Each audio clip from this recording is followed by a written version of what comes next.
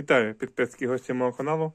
Сьогодні хотів вам показати, поки ще є можливість, бо до мене прийшли, забирають певну партію вина і ще трохи, і не буду вже що вам показати. Мене запитують, що там моє вино, як успіхи в коментарях. То от хочу поділитися таким проміжним варіантом.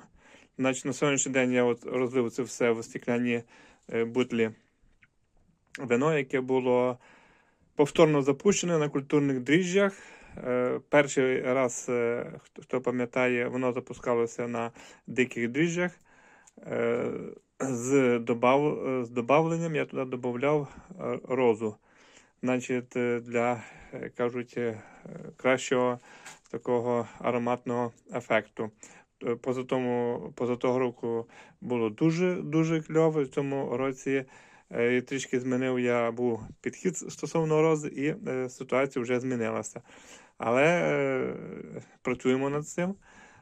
Воно стало не гірше, але просто не таке виражене розою, як в минулому сезоні. І це. Ну і, звісно, закінчилося бродіння з тією розою, і також закінчилося бродіння з цим. Добавляв смородину. Значить, було все на диких дріжджах, все виграло, все було в порядку, все заспокоїлося. Місяць воно так сиділо, і якщо ви пам'ятаєте, я вам розказував, що почав з'являтися така маленька, кажуть, пленочка, типу як пліснява. Я зрозумів, що вино нестабільне і потрібно щось з тим робити. І я вирішив продовжити цікавий експеримент і запустив на культурних дріжджах. Значить, на культурних дріжджах все запустилося другий раз. Було додано трохи цукру. І я переніс, так як бродіння йшло десь приблизно 2 тижні дуже повільне, а потім почало ще більше бути холодніше тут в мене в підвалі, то я вирішив перенести в тепле місце. В теплому місці воно дуже гарно почало свої бродінні процеси. І буквально за 2 тижні один бутиль виграв і заспокоївся. Тобто бульбашки зупинилися і більше нічого не відбувалося. Так воно ще декілька днів постояло, і я зрозумів, що вже все, бродіння закінчилося. Інший бутиль продовжував, як кажуть, бульбашки продовжили відділятися, і бродіння досі ще не закінчилося. Уже пройшло з того моменту, коли зупинився перший бутиль, вже пішов другий місяць. Значить, коли відкрив я той перший свій бутиль, я зрозумів, що частина цукру по якійсь причині не вибродило. Бо тому що в мене вийшло напівсолодке вино. Смачне, дуже смачне, ароматне з розою, але воно вийшло напівсолодке. Хоча я розраховував на те, що воно мало получитися дуже і дуже сухе. Бо я роблю тільки сухі вина. Але воно вийшло на напівсолодке. Чому воно зупинилося бродіння і не вибродило весь цукор, це для мене поки що загадкою, тому що цей другий бутиль, який ще досі бродить, він дуже активно ще бродить, і бродіння ще не закінчується. Всі 2 бутлі були в однакових умовах.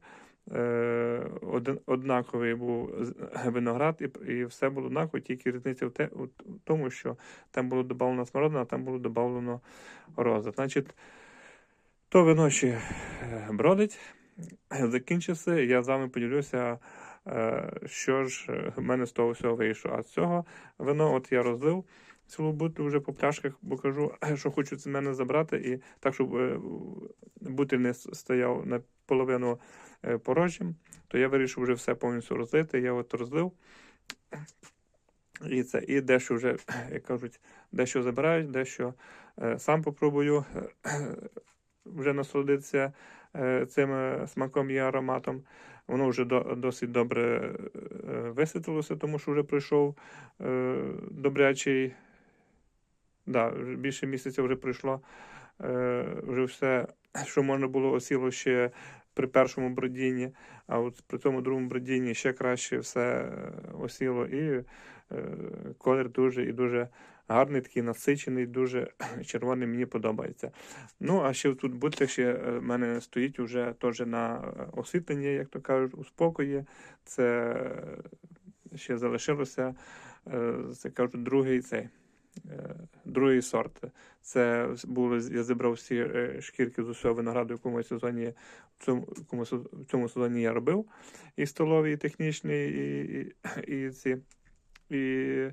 і все було зібрано в одну тару, додав трохи цукру і запустив ще раз. Тобто настоялося воно на шкірках десь приблизно 3-4 дня на тих. І зробив я ще раз потім я його здушив і з нього ще запустив на бродіння, і вийшло ще вино, я його називаю другим сортом, хоча вже другий рік, як виявляється, чомусь більшості подобається саме вино цього другого сорту. Не можу зрозуміти чому, можливо через те, що у цьому другому сорті зібрано всі смакові і ароматні властивості всього винограду, який було зібрано в сезон, і, можливо, там велика гама різних смакових властивостей, можливо, по тій причині людям більше воно подобається. Ну, а мені особисто подобається вино різне, те, яке я роблю, тому що кожне вино, воно індивідуальне і кожного року воно відрізняється. Ось такий, кажу, проміжний варіант у цього мого вина. Надіюся, що хоча б якийсь бутиль залишиться до наступного року, і хочеться попробувати вже вино, яке хоча б рік постояло у спокою, і попробувати, які вони будуть смакові і ароматні властивості, тому що зазвичай в мене воно більше півроку не стоїть, тому що воно дуже благополучно споживається. Так що такі-то справи на даний момент. Все, на цьому буду завершувати. Вам дякую за підтримку, дякую за коментарі. Хто ще не підписався, підписується, за що я буду дуже-дуже вдячний. На мені там ще трішки залишилося до 1000.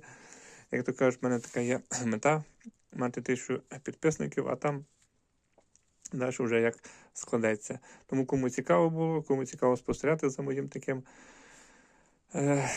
виноробством і цим виноградарством, і не тільки, буду радий підписникам, і коментарям, і гостям мого каналу. Все, будьте здорові, до наступних відео. Бережіть себе, рідних, і все буде добре.